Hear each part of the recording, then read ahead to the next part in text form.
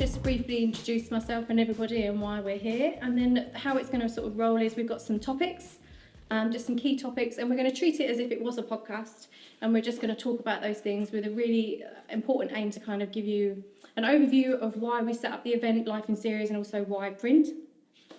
So just to those of you that don't know me, my name is Christina Wilkins and I run Biscuit Studio, and I set up Life in Series, and Life in Print is our first initiative because it's something that we're all really passionate about. I've worked with these guys and Nick actually is sitting there, has worked with Zoe, and we're all really passionate about print and wanted to sort of find interesting ways and more proactive ways for people to get engaged with the industry and the creative industry, particularly papers and finishings and all the stuff that we get excited about. We feel is sort of going to come back around again because there's digital age and swiping and, you know, is AI, is things even real? And the exciting thing about print and what we do is that we can make things come to life physically. You see those beautiful birds there on the table, and it's just really nice to just highlight some of these things. And also we want to talk about some important topics like sustainability, and there's lots of myths and things around the printing industry and the paper industry that we want to make sure we just lightly touch on because it's interesting for everyone to know. A lot of people might have the idea around print or paper being so expensive, or we can't do this or we can't afford that, and it's just really interesting to just bring up some topics and come to light and just have a general conversation about these things. So I'm Christina, like I said, and this is Ollie. Ollie is from Fedrigoni Paper.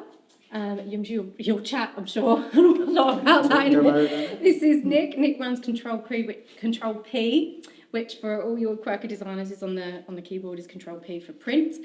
And he is a print studio, so I've worked with Nick for a very long time actually. He was one of the first people I met when I started out working in branding and design. And he has this great knowledge base of everything paper and processes. So he would be the guy I'd go to if I've got this real idea, but I don't know how to finish it. Or he'd be like, well, this is the best option, or try this, or have you thought about that? Or if you change the size, that's really important to try and be sustainable. And I'm like, okay, he knows his stuff. So I've worked with Nick for a long time. And Zoe works at Root Labels up in Cornwall, and their business is really into sustainability. And like I said, Nick and some other designers here have worked with Zoe on producing some fantastic packaging. So we've got a nice range. We've got paper, production and packaging and branding. So we've got a nice little panel here. We're just going to keep it really casual, but if anyone does have any questions, please feel free. But I thought I'd just kick off with is that I've sort of introduced in that there is life in print, as we all kind of have this, you know, backlash at digital at the moment, but I do think we're all going to have it come back around. What is everyone thinking about digital fatigue? Do you think that's a thing? Do you think everyone's getting bored? Do you think...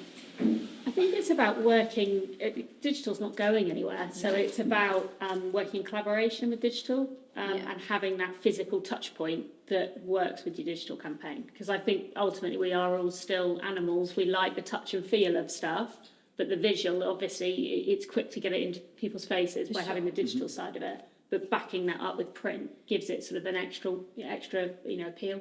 Yeah. I think you're right about that. And like the interesting thing in the conversation we've been having is about junk mail versus keep mail. And I think that's really important to talk about, like all these lovely examples that we've got in the room, which are from all of us collectively over the years, and some new and old things. But those things we've kept, some of those things we've kept for 15 years or so because we love them. And there's the tactileness of them, or we're proud of the finish of that, or it worked really well for a client. So I think there is a distinction between trying to create something that's just a flyer that's throwaway versus something that's meaningful and memorable, or something that you might stop and have a moment with. Actually, one of the ladies I was talking to earlier on, she was saying that recently she sent out some thank you cards to people. She said, just randomly, just thank yous. And she said, I've actually now started to get some back, which is quite nice. And I thought, actually, nobody does that nowadays, do they? Yeah. Everything is just... I'll send you a text message, I'll send you a WhatsApp message. But yeah, to physically take the time to send something, it's more engaging, isn't it? So yeah, which I thought was nice. Yeah, I think that is nice. And then having Lindsay, she's had to nip out, but Lindsay was part of today. She's from Wild Sea Calligraphy and Wild Sea Paperie, and she had the little interactive press there.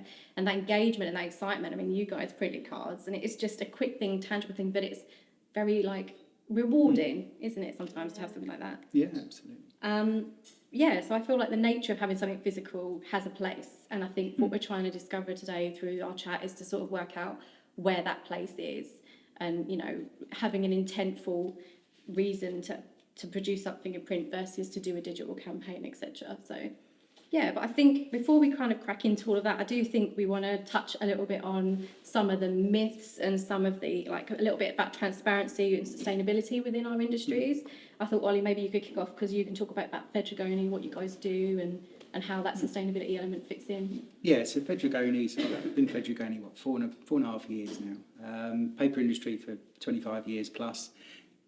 And since the last 4.5 years, you've kind of fallen in love again with paper, because previously it was big merchant businesses, which was just fast and how cheap, and everything was just cost.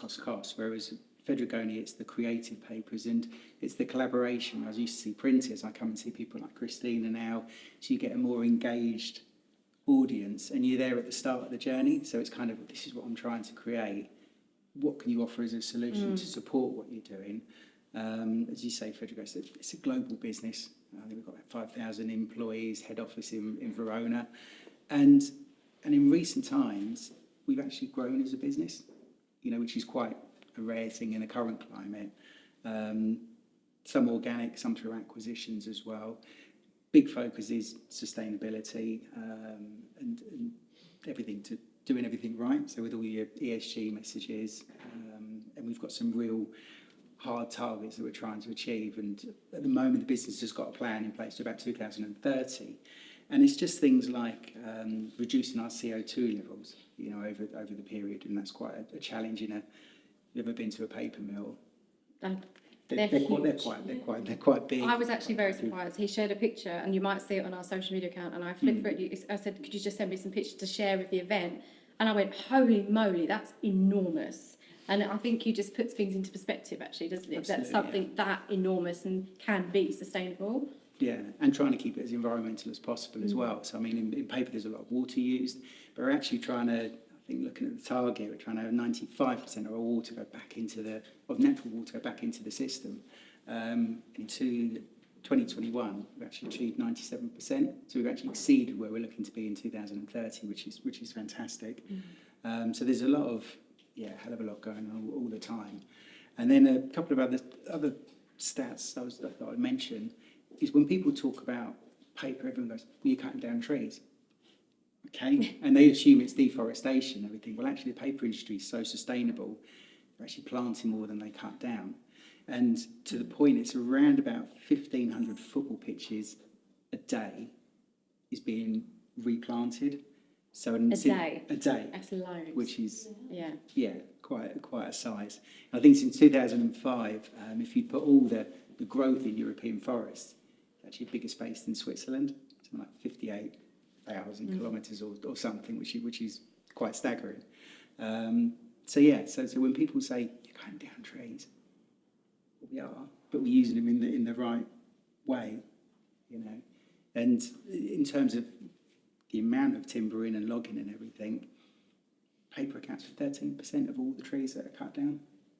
So much is is used for where fuel. paper comes from, though, isn't it? Because like in the Absolutely. European paper industry and the paper that you're pretty much going to get from pretty much every printer in the UK is largely going to come from sustainable sources. Absolutely.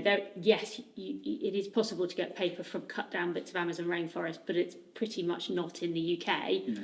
And if you use any kind of accredited printer, there are chains of custody. So it is FSC certified paper or whatever. And so you can get it all the way back to the tree. And that's how you guys can be sure that the paper that you choose to use for the product that you choose to use it for isn't doing harm. In fact, potentially is doing good in terms of reforestation. So it's making sure that you have that little bit of willingness to ask the questions so that you feel that you know what you're buying, and a good printer, if you ask them that question, will give you all of this information.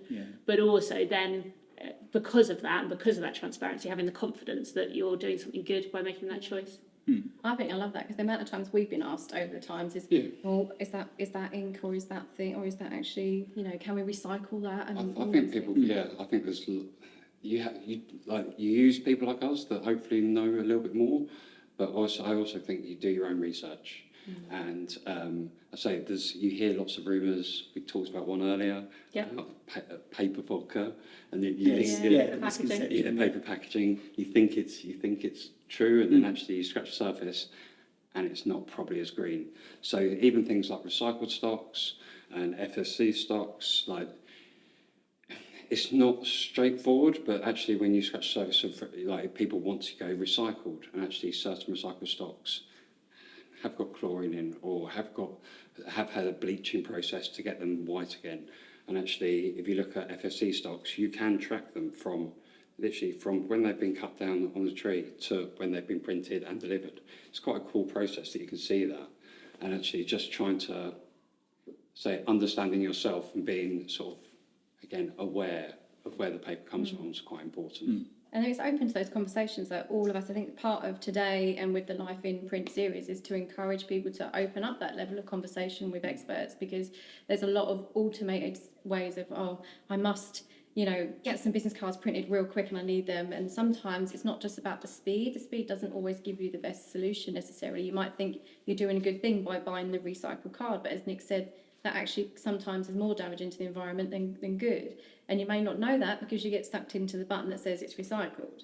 So it's about using like the creative industry and people that have that knowledge and have that expertise to guide you in the right way, because what we're talking about is the opportunity to select the appropriateness of materials. Like if your branding is really hot on what kind of level of sustainability, or what is your area that you're really focused on, and there might be more interesting ways to marry the right material with the right process, with the right execution to be really fully sustainable, support those things. But just use us, like, that's what we're here for. Like I know when, like, maybe old school printers and things like that are a bit not always approachable, but use designers, use paper companies, use printers to actually say, look, what is this paper? How can we do this? How are we trying to achieve this? How can we get to this goal?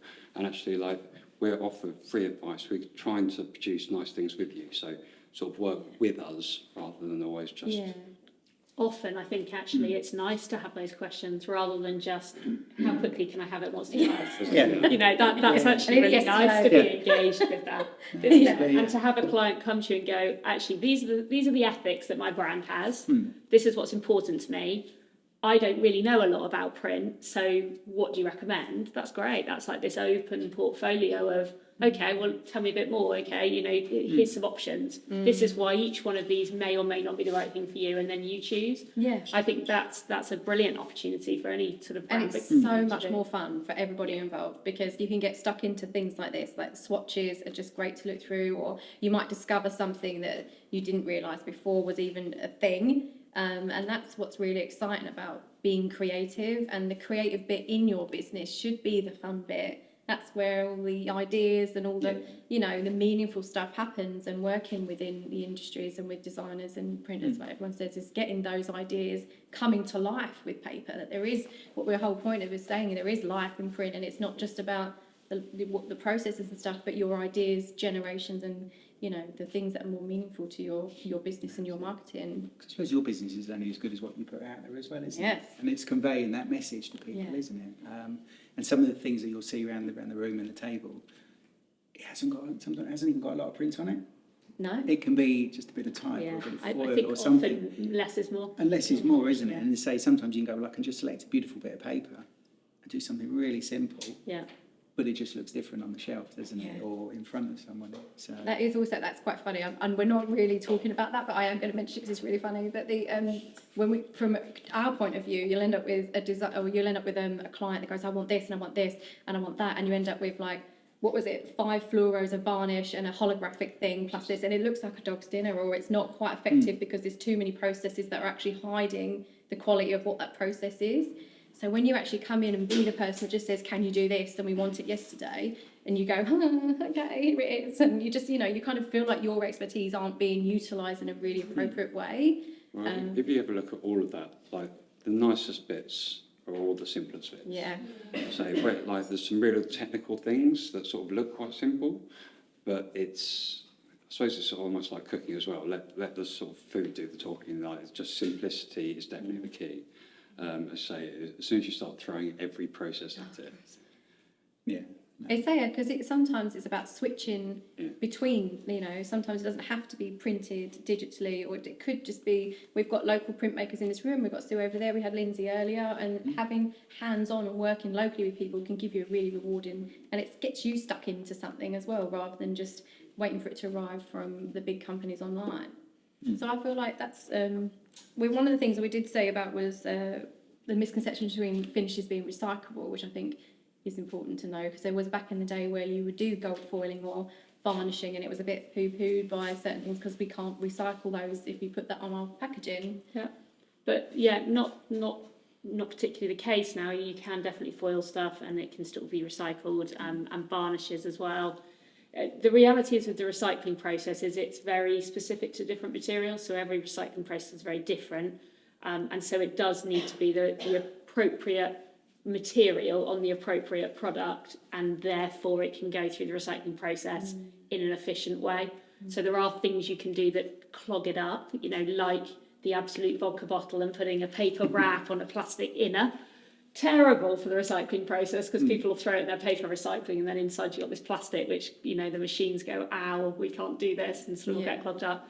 But in terms of foils and varnishes and stuff, they're fine. They go through the recycling process without too much of a problem, so long as they are a minimal level of varnish or a minimal level of foil within it. Obviously, if you end up effectively having an aluminium layer, then that's a different thing. But if we're just talking about a little bit of gold foil or something on a paper, that's absolutely fine, no problems at all. And how many actually of you have a physical diary or a physical journal or something that's quite thick, might have a padded cover, or might have something inside it that you use to write your notes on? Well, how many of you have just thrown it in the recycling bin because it's paper?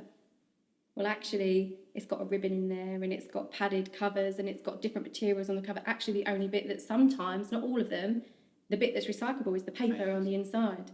And then obviously there's some of the finishes is paper, but some of the other bits may not be. And there's that whole thing of just assuming that everything is. And I think that's where, like sometimes with bottles or packaging where you have to take the lids off because the lids aren't recyclable, but you can throw the rest of the carton away. Yeah. But people don't really think about that. They just go, oh, look, it's got recycled on it, I'm just going to throw it in my recycling bin.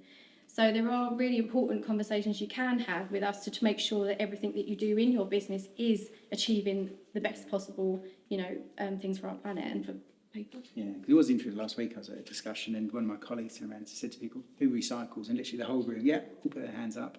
Everything goes in the bin. And then she said, okay, well, how many of you now, when you get your envelopes and you've got your windows, how many of you take the windows off? And everyone, yeah, don't do that sort of thing, So everyone just kind of sat there and went, yeah. Envelopes made of paper, right? Yeah, oh, right, throw it in, but it's that. But even talking about recycled paper, everyone goes, you should recycle everything, and it's a never-ending chain, isn't it? It's not. So I think paper can be recycled up to about 7 times before you could literally use it for tissue paper or packaging.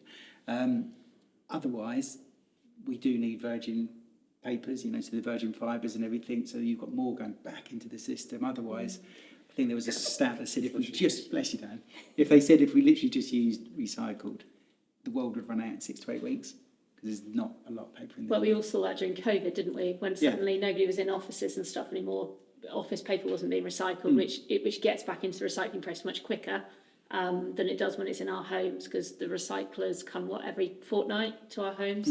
So cardboard boxes and office quality papers weren't being recycled in the same rate, which meant that nobody could get hold of packaging. That and Amazon buying it all. Yeah, I heard egg boxes went out. Yeah, egg boxes were gold dust. Boxes. Because it's all about this recycled pulp. So it's all a cyclical chain, and we all play our part in it. But the best thing from a kind of business point of view in terms of the products that you're producing or the print you're producing is to make sure that you either use what's called mono materials. So whether it's a plastic, because you can print on plastics, or whether it's paper, trying to use it all paper or all plastic is the best thing. Because putting two things together, that's where there's difficulties, because it's not obvious to the consumer about what you're actually got to do with it when it's had its life. And I think there's a really nice, when you're saying about putting two things together there, like it reminds me of some of the papers and stuff that we've used, or the processes we've used to try and get an effect, because actually sometimes you can't maybe afford to have a leather bound front cover, but there are many papers and processes out there that make it look a bit like leather. Like there's that book, that yellow book there. If you pick it up and dip it in the light, it has the texture, it has that embossing, it has that feel of leather. And you can get away with certain creative licensing to kind of have an impression or something that you want. Or I think there's embossings now you can do on papers. There's other things to give it special textures. And so I think it's a nice way to find that appropriateness. But I think we're going to reduce, reuse, recycle as a new topic, and I think it kind of fits quite nicely because Zoe, we're talking about how you slim down your brand, about being appropriateness, and maybe reducing the amount of things that you do. So like we're saying, be selective, or how can you? Yeah, 100%. I think they talk about that triangle of reduce, reuse, recycle, and recycle's at the bottom of that. We talk a lot about recycling, but actually the first thing is reduce. So first of all, what is it you're actually making? What is it you're printing? Do you need it? It seems sort of silly that we're sitting here from the print industry saying, do you actually need all of this? And but like we talked about, it's what you do print, making it really work for you and making it add value to your brand and making it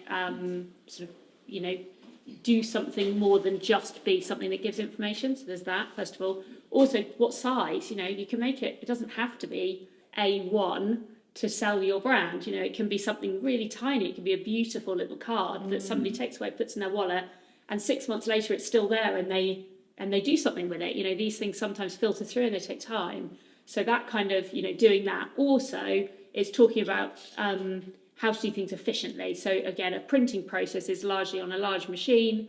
There's rollers on that machine, there's plates on that machine, there's dies on that machine, and it will be a certain width. And so planning stuff so that it efficiently can be produced on that machine, so you have minimum waste, is the most efficient way of doing it. But again, that's again talking with us, and then Yeah, because you're not going to necessarily know how big presses are and things like that. So again, it's having the sort of relationships with the printers to say, actually, if you reduce that by 5 mil, then you can do this, or if you add a bit more, you've got more room for that. So again, it's just building that relationship and just talking and communicating with us, and just using us for. And sometimes we go back and forth quite a lot. Sometimes I would ask something like because I have a creative agency. Too much at times. Sometimes, yeah. I'm like, Nick, Christ, She please. almost talking though, doesn't she? It's someone, I'll allow it. But it is true, because you do want the best for your clients, you do want the best for the project, you do want the best finish. Yeah. So we do, as a creative agency, would challenge a lot of people like Nick and Ollie as well. Will our paper stand up to this? Will the process do okay? Because at the end of the day, we're creating something for you guys, And I think that's important, but you wouldn't necessarily know what questions to ask in the same way that we might. So I think it's that knowledge share, which is what we're sort of trying to achieve a little bit today. I mean, we're doing an exercise with somebody at the moment, and it's for menus. And basically, they just hundreds of thousands of menus just constantly churned out, thrown away. And one of our papers has got it's a recyclable barrier to it. You can't even see it, but it just makes the sheet. It's got like a waterproof, oil-proof resistance to it, but looks and feels like a normal paper. Yes, it costs more. But then when we went through the whole process with them, and they went, well, we're spending X amount on all these menus and everything, that costs more. Why do we want to go to that? Well, actually, that's going to last X amount longer. So the unit cost is more, but actually your overall, say, yearly usage is reduced. So if we hadn't have had that conversation, they would have just carried on doing what they're doing. But it's also that thing that if on that menu then, when you've got your customer sitting at your restaurant, you have something, on the bottom of the menu that says, we've considered this, and because of that thought process, we now use, X amount less kilograms of paper to produce these menus. Then somebody sitting there whilst they're waiting for their starter to be delivered goes, oh, that's cool. Yeah. That says something about what this brand's ethics are. Yeah. It's a just little touches that resonate with people. And I think the consumer now is really quite educated. Greenwashing worked for a while for people.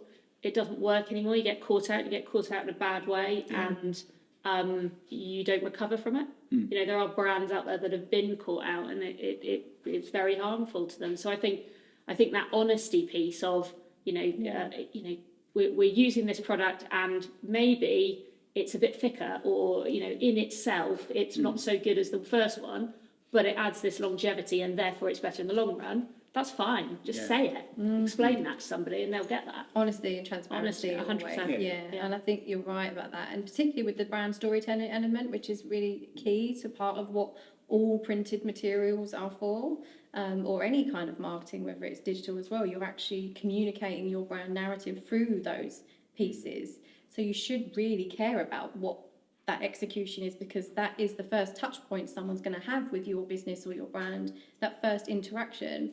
We even joked about it earlier, trying to organise and curate this lovely space, and I was like, oh, when we do this, we only get one chance to make a good first impression for when people walk in, and it's true, you do get that one chance. That was why she kept. I kept fanning around with it. Just leave it. Just leave it alone. And I'm like, no, I'm going to ship it. But when you do get into that, but if you have the same mentality when it's the things that you're giving away, rather than just thinking maybe I think one of the mottos for this particular talk was create something 100 people are going to love, not one, something 1 million people are just going to kind of like, that will end up in the bin, And the whole thing, like in the newspapers, how many of you get all those leaflets that you don't even actually look at? You just go, oh Christ, it's junk mail to threaten. And you don't want to produce stuff like that. We're not saying, and yes, that is print, but is that meaningful print? Is that actually going to turn a customer? Is that percentage going to work for your business? So the storytelling and what that tells of how you do it is really important. It's literally that with direct mail. I get stuff on my desk all the time, which I don't even open it. I don't even open the envelope. It just goes in the recycling. You just all take the window off and put it in. Take the window. I'm going to do that now. Absolutely. Yeah. We're all going to do that now. I'm going to do that now. I'm feeling really guilty. But it's literally, you don't even open it, but every now and again something comes through the post and you go, that's really nice, and then it sits on my desk is a disaster, but it sits on my desk somewhere because there's something about it that I like. It could be the design, it could be the paper, it could be the finishing, it could be something, whatever it is, but it will sit there and at some point I'll use that idea in something. And so there's maybe 10 things a year that come through the post that's like that, and then there's a few hundred that go straight into recycling. It's sort of obvious, isn't it, when something's just been a little bit considered.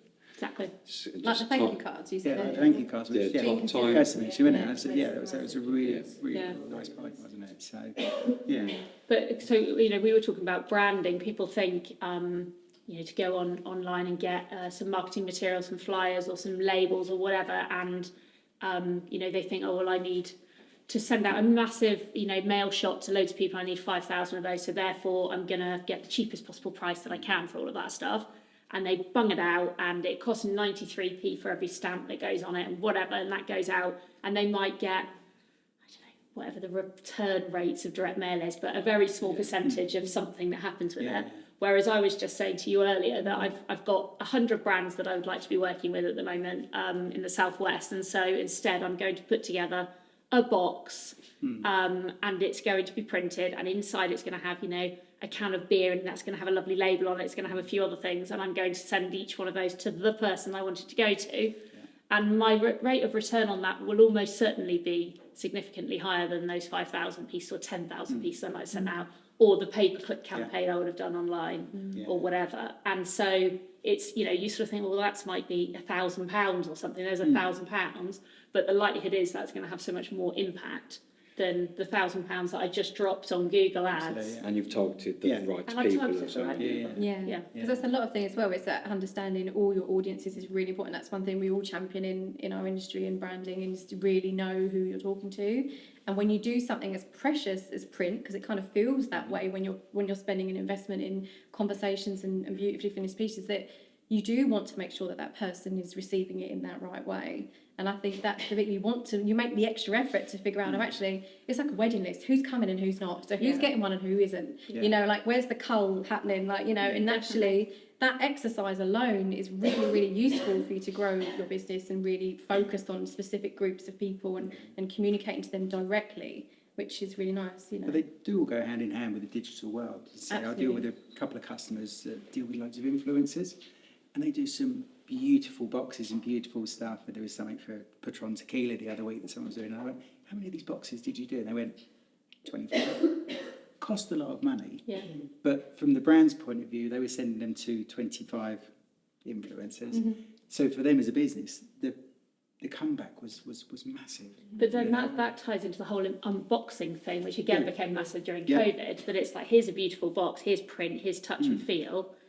We're going to film that digitally. We're going to unpack the tissue paper and all the beautiful things. Everyone gets fun. And then we're going to put all of that on Instagram. You know, so that it does work collaboratively, Easy absolutely. experience, isn't it? So, It definitely works hand in hand, but there's the kind of digital image of that looking beautiful, and then somebody's physically touching that and feeling good when they touch it. And I think that's the thing about sort of a brand sitting on a shelf or something that could be, you could have a beautiful paper, and you could actually not print it at all. You could just emboss a name on it. yeah. And it's the simplest thing on a white paper with an emboss, or a black paper with an emboss. Yeah. And it's something that you have, you know, you walk into a shop and you have hundreds of labels, hundreds of bits of packaging, hundreds of bits of paper shouting at you. Everyone's shouting at you. Yeah.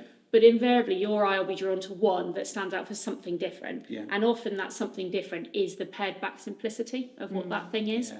I think that's really true when you're buying wine. I don't know how Oh, many completely. people, if I don't understand it, I just go, which one's got the best label? Yeah. And But somehow that feels works, like value though, doesn't it? It does, Absolutely. yeah, because you're going to then go home and actually like enjoy that for whatever reason, because you've made a purposeful decision between that one over another one, and that's And stroke it. and stroke it. Stroke it. Or if you're like weirdos like us, we like That's sniff what I ink. was going to say. People start smelling pages. Honestly, and things, don't they? I thought, it's we are. You know, you can be removed from shops for doing that, right? It's true. But I think it's really important to bring it back to the materials to align with your brand ethics and story. Like I think there's just really interesting papers out there, interesting solutions, and things that you may not have even heard of. And the bit that we're trying to get across today is that be explorative, exciting, and see what other options are. But I think a lot of people also think about costs, and they're like, well, doing something printed is possibly more expensive than doing something online or in another way. And I guess the question to the panel, I guess, is like, how would we have that conversation around costs? What do you guys think about that? I suppose it depends on what people view the cost is, or what they're looking for that's important. Because again, if they're talking about the environment and things, obviously everyone goes, well, if I'm doing it as a digital, press the button. That's it. Yeah. There's nothing physical to see. Whereas if you're printing something tangible, and then you go, oh, the trees have been cut down and this and everything. But with the digital, there's still a digital footprint and the e-waste and everything as well. And that is energy you use. and the energy, to create and well, something. everything goes into your storage clouds. Those huge These amounts sites are of huge wasted sort of thing, servers isn't and it? stuff. Yeah, Yeah. which- It's just not seen. It's not seen, but That's I felt, it. but he was saying that the waste had grown to like 21% in the last 5 years. But again, people don't talk about that. They just talk trees and plastic Yeah. and everything. So But I think in terms of the value piece, I think it is aligning the material with the purpose of what it is you're printing.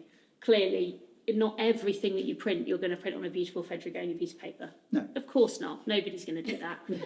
What? I know, right? I'm so sorry. Trouble with that. So That's sorry. my sales meeting. So we're not going to print everything with Fedrigoni. But I'm so sorry, but it's true. But the things that are worth doing properly, it's then having that engagement with the materials that are available out there. Yeah. And then probably the stuff that that are less relevant. Maybe those are the things that go digitally. Maybe you don't need to do those. It is using the budget that you have for print yeah. in the right way to have the most impact. And have the most longevity, and to sit in your customer or your client's head for the longest period of time. Yeah. And it's doing it cleverly.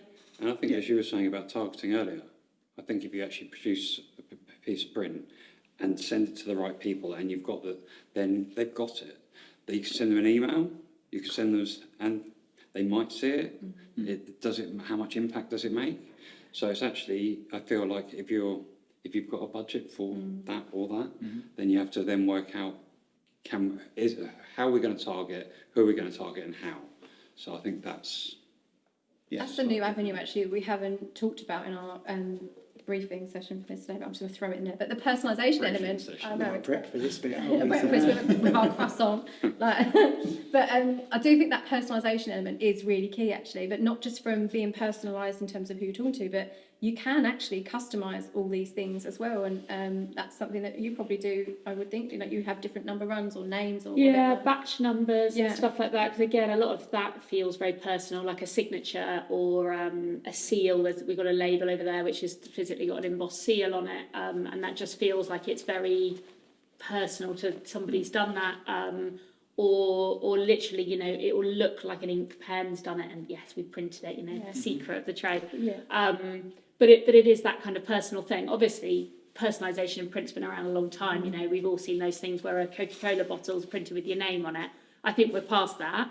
But personalisation in other ways can really add that value. And I think the personalisation almost is one step removed from that, in the sense that, like you say, you know, you've been selected to be given this.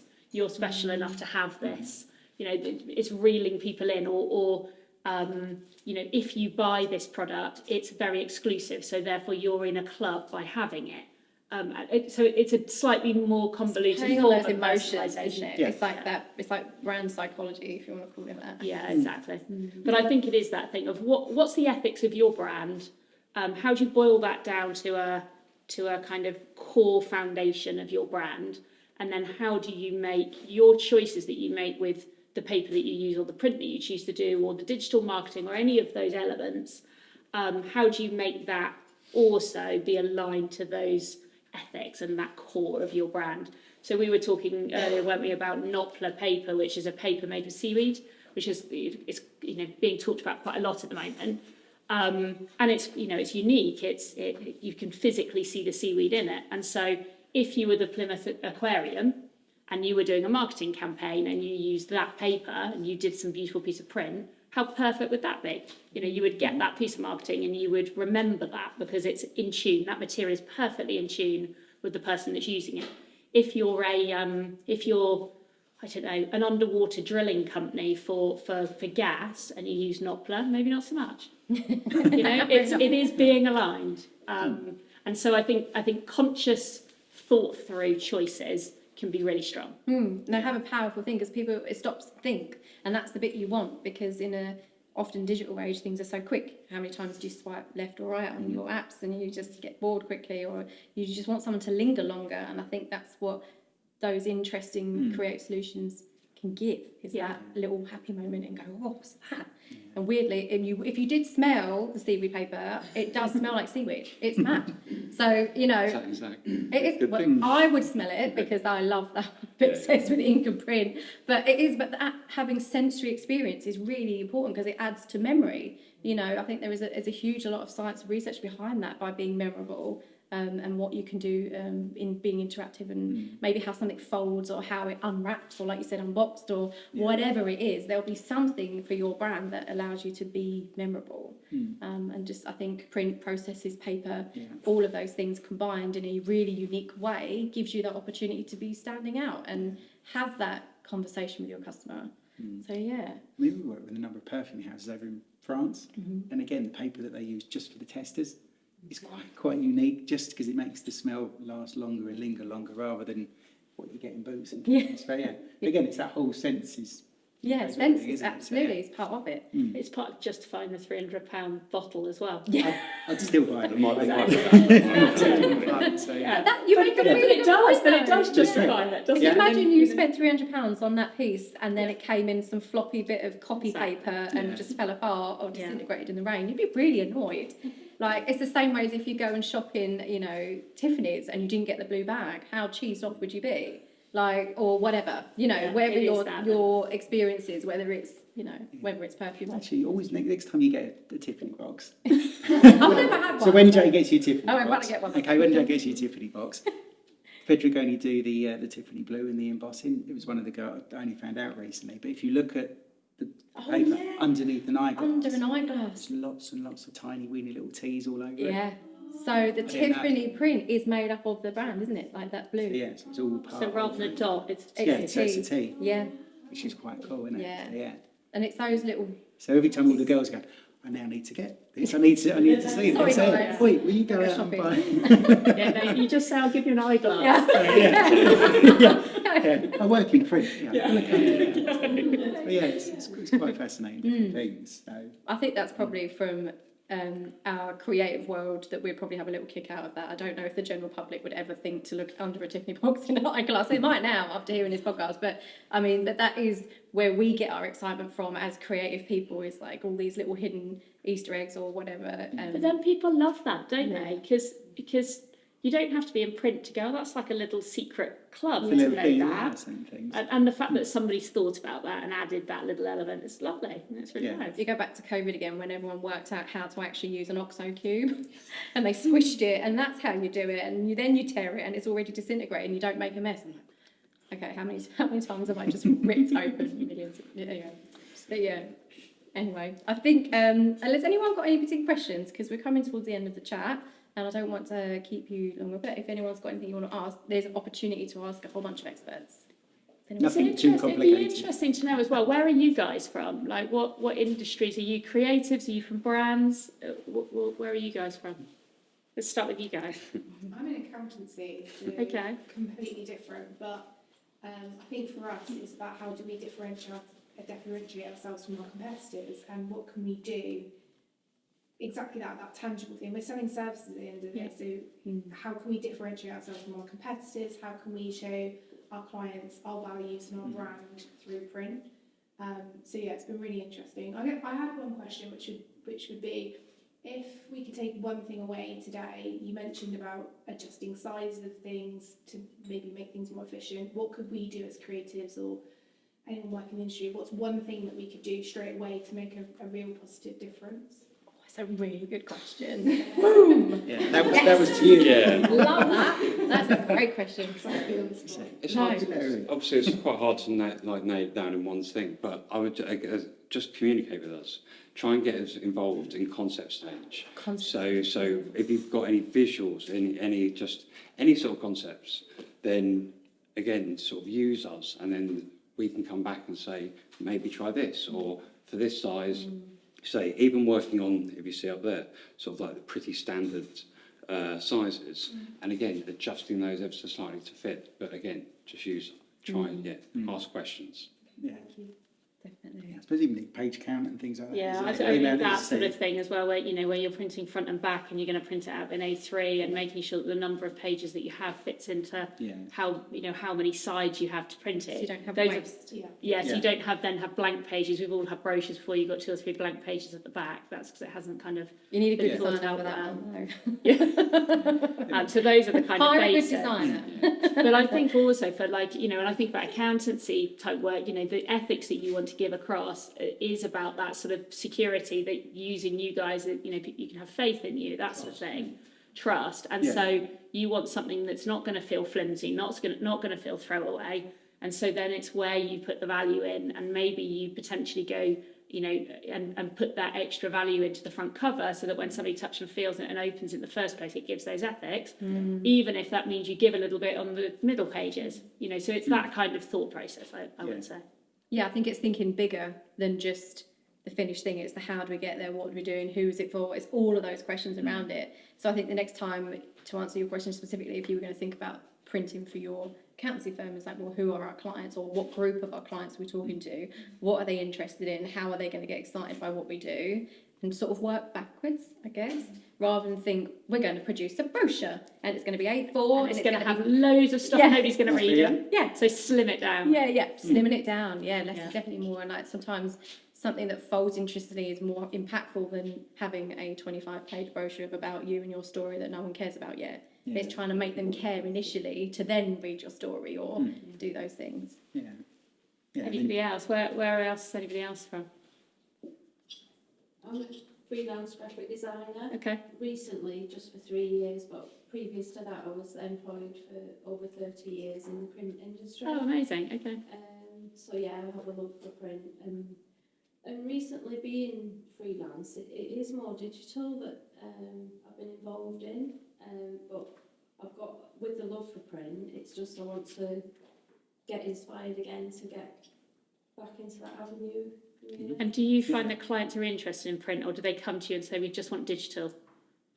Mainly digital marketing, because Yeah. I think as a graphic designer, we're thought of as digital marketeers as well, aren't we? Yeah. Which it does go hand in hand, but I just love doing the graphics side more than the marketing, really. Yeah. So I think that's the interesting thing then, is when you speak to clients, is about how they must come to you with a budget and a vision and what they want out of it, and it's sort of being able to tell that story to them of there's other ways of achieving this, and potentially a collaborative approach, mixing the two, digital and print together, might be better than just one. But it's, you know, and it's for people then, like, you know, yourself as a creative, to have that confidence to feel like you would know where to go to point them in the direction of that collaboration. It's also, you're allowed to challenge. Just because they say to you, I want this, then can I have this? And you'd be like, yeah, of course you can, but have you also thought about that? Or maybe tweak this, or because they don't know necessarily what they need to ask for. No, exactly. It's our duty as creative people to kind of offer that guidance and knowledge to give them something that,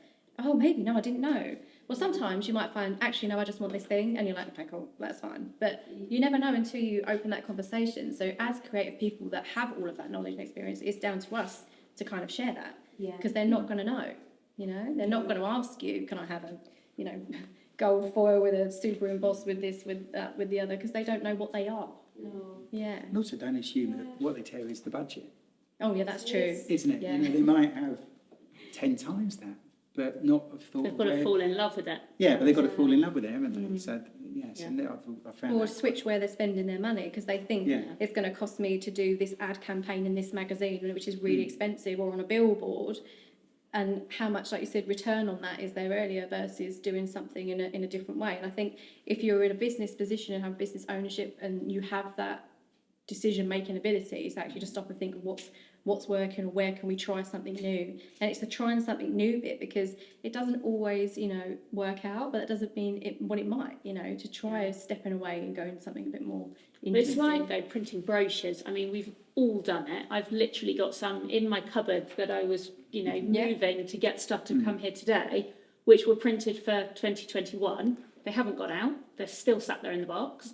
I could have printed half of them, but made the half that I printed better. Yeah. So there's that too. You know, I think in almost everybody's stationery cupboard, there's stuff that never got out the door. So that's waste right there. And I could have printed half of them, but made them better. Yeah. Yeah. I think that numbers is a really good point to pick out, actually, in terms of a takeaway, is that ask for different quantities and cost for different quantities, because a lot of things in our industry is set up costs. And then once you've got the setup cost and you do more, generally it's kind of cheaper and more efficiently, or it gives you an opportunity, again, having those discussions with us to kind of figure out that. Because if you did, you could, for the same price, do another 100, get another 100 out of it, but or whatever, you know, like you But might. that only makes sense if they go somewhere. They go If they somewhere. get someone talking. But I think, like, for instance, with brochure printing, for instance, if you're doing something quite simplistic and, you know, maybe you do want to add something extra, like a foil or an emboss or something, you know, over there on the table there's a copper etched plate, which is for foiling, which you can touch afterwards. And that's quite an expensive thing. That's probably a couple of £100 that that's cost. But if you use that not only for this piece of print that you're doing, but it's also set up at the right size that whatever the next piece is that's an A4 brochure, it's also the same, you can use that tool again. So that element can translate to multiple things, even though every other bit of print around it can be completely different. So that's that being wise about, you know, about the cost elements of certain things. And thinking about who you're doing it with as well. It's the appropriateness of, do you go with a big corporation or do you go with someone smaller and local just by doing different things, like with the setup costs as well. With like smaller print industries, you can create screens and they might keep them for you, you know, or and then you can reuse it again, and that's saving on that element there. Oh yeah, definitely. Some of the local businesses are great. And as you say, when you're doing brochures and things, it doesn't always have to be the same page all the way through. You can go, well, actually, I could use a metallic for that bit, or a translucent or something, you know, or even a different colour. It just changes it completely. Changes the mood. Yeah. So it's not going to be a huge cost to have a section exactly. in a different sheet, to be honest. So, But I do think that's like definitely a creative conversation. I think it's like it's a collaborative thing, definitely, which is what we all champion, which is why we're all sitting here today. Yeah. So I mean, I had a really interesting chat this week. I went into a proofing house, fascinating place, and the sheet's just popping out the orange box. It's for Harvey Nichols, and I went to this customer, and they just do stuff that doesn't exist at the moment, all the prototype stuff, and there's like layers and layers of foil and holographics and all I think sorts. I might be my head. Honestly, they're really cool guys as well. You know, they're great. One of the gentlemen in there works for a huge brand, and he was the global lead. I'd never met him before. And we started chatting about what he does, and a lot of their production, because of the units, is done in the Far East. But they're trying to launch an absolute premium product that they want it to look different. And because I said, well, could that be printed in the UK? He said, well, yeah, the budget will be there to do it. So I thought, well, that's good. Brings it back into the UK. And then we were going through some of the swatches and samples and things, and he was folding stuff into boxes. He was putting it on the shelf next to some of the existing stuff they had. And he was going, that's really simple. It really stood out compared to, and I was thinking of the brands that they'd compete against, and I thought that would look really smart. And then from that conversation, it led on to the secondary packaging, you know, and how do you put the stuff into the box and everything. And at Fedrigoni, we've got a part of the business called eClose, which is thermocellulose moulding. And you sort of think in the world of cosmetics, and you buy all your makeups and things, and they come in the bit. Yeah, I've got more than you can imagine. And you open up the box, and everything inside is sitting in the plastic trays. Yeah. Well, again, we've got paper-based solutions for that. So yeah, just by having that conversation, he then went, quite like that. Can you send me some information? He said, because our biggest selling product goes out currently. It's 2 bits of plastic goes together, goes in a box, and he went. Which is crazy, isn't it? Which is crazy. You know, we were talking earlier about BrewDog, and you think the brewery industry, and there was always these, you know, plastic ring pull things which went around the 6-pack that then killed the turtles. You know, that's what I always think about these things, and you're taught as a kid on Blue Peter to snip them up so that they don't go like that. And then, I always think of BrewDog, they probably weren't the first that started doing these moulded pulp board sort of rings that would hold the 6 cans together. And again, it's that point of difference on the shelf. So when you look at all these brands on the shelf, you see that one and it looks different. You think their ethics are different. I'll buy into that. You know, there's one piece of packaging, it's not even printed, it's just brown pulp, but it says a lot just from such a simple thing. It says it aligns, and it also resonates with you more, doesn't it? If you're inclined to relate in that way and make that purposeful decision, and that's what you want, is that customer to feel connected in a way. Yeah, exactly that. And so then it's that way you're pulling it away from it just being a price story to having much more to it and much more substance, which is what I think ultimately all of us probably are looking to do, because if we're competing on price, there's somebody bigger and whatever that's going to do it cheaper. And so you have to do something better rather than just cheaper. Yes, I love that as a takeaway. Better, not cheaper. Yeah. And people still buy from people. And people still buy from people, yes. I can do that. So, yeah. Absolutely. We'll see if we don't go for That could be really personal. Well, anyway, I think we should leave it there, unless anyone else has got any other questions, but you can more than happy to ask us afterwards. We'll be milling about for a few minutes. And if there's a whole load of fabulous takeaways, I've got to shout out a big thank you to Fedrigoni, to Nick, also to Zoe, and also to G.F Smith, who's also supplied us with lots of really great samples over there, and also for Lindsay, who came in today to do her letterpress from Sea Paperie. So it was a big collaborative event, and I feel like it was a really nice opportunity for us to all come together and have something really meaningful to say. So please, the samples are there for you to take, enjoy, ask questions. And Life in Series will drop this podcast as a video and linked on the website, and it will be on social media. If you're not on social media, then come and chat to us, but if you are, it will be at Life in Series, and we'll let you know when it goes live. But thank you very much for coming. Cheers. Thank you.